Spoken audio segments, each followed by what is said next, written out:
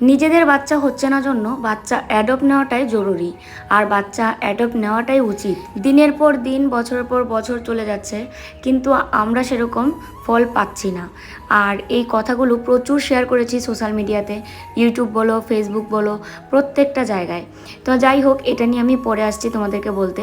আমি মিকিকে নিয়ে একটু বাইরে এসেছি, কারণ ওর প্রাইভেট কাজগুলো বাইরে আসলে তারপরে ও মানে কমপ্লিট করতে পারে। আর গাছে এত সুন্দর সুন্দর ফুল ফুটছিল, সেগুলো তোমাদের সঙ্গে একটু শেয়ার করছিলাম। তারপরে ঘরে এসে এদিকে একটু ভাত বেড়ে নিচ্ছি।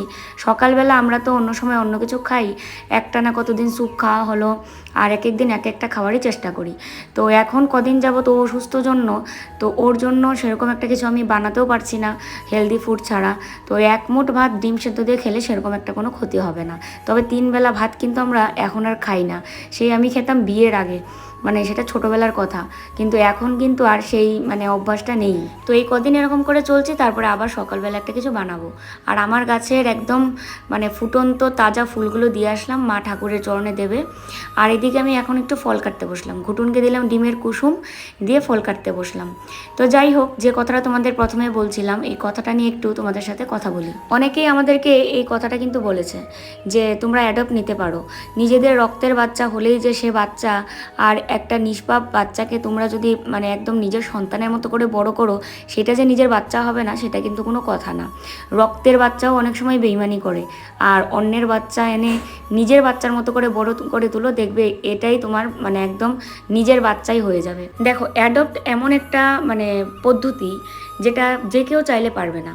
অ্যাডপ্ট হচ্ছে একটা সংস্থা থেকে বাচ্চা আনবে, তো সেই সংস্থা আগে তোমাকে তোমার খোঁজ খবর নেবে, তোমার বাড়িঘর কেমন, তুমি কি করো, তোমার পাস্ট কি, তোমার ফিউচার কি হবে, সমস্তটা ওরা একদম দেখাশোনা করে তারপরেই একটা মানে ছোট্ট বাচ্চা তোমার হাতে তুলে দেবে।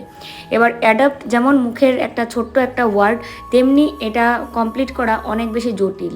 তো সবচেয়ে বড় কথা কি জানো তো, অনেকেই কিন্তু এটা ভাবে যে রক্তের বাচ্চা রক্তেরই হয়, কোন বংশের না কোন বংশের একটা বাচ্চা এনে সেটাকে বড় করা, জাতটাই বা কী, বা এর বাবা মাই বা কী ছিল, মানে সেরকম একটা বাচ্চা এনে ঘরে বড় করব, তার থেকে নিঃসন্তান থাকি। এই কথাগুলো কিন্তু অনেকের মনের মধ্যেই আছে, কেউ প্রকাশ করে কেউ প্রকাশ করে না। কিন্তু আমাদের তরফ থেকে সেরকম কি কোনো চিন্তা যে অ্যাডপ্টই নেব, আর কোনো ট্রাই করব না, বা আমাদের আর কোনো দিন বাচ্চা আর হবেই না, ডাক্তার বলে দিয়েছে তাহলে আমরা অ্যাডপ্ট নেব, এরকম কিন্তু কোনো কিছু চিন্তাভাবনা এখনও আসেনি। তবে হ্যাঁ, এটা ঠিক যে বাচ্চা বাচ্চাই হয়, বাচ্চার মধ্যে কোনো জাত, কোনো মানে ফ্যামিলি, কোনো বংশ, এগুলো ম্যাটার করে না, কোন রক্ত। আমাদের গায়ের রং সবারই লাল, সে যে যে জাতেরই হোক, সে যে ধর্মেরই হোক।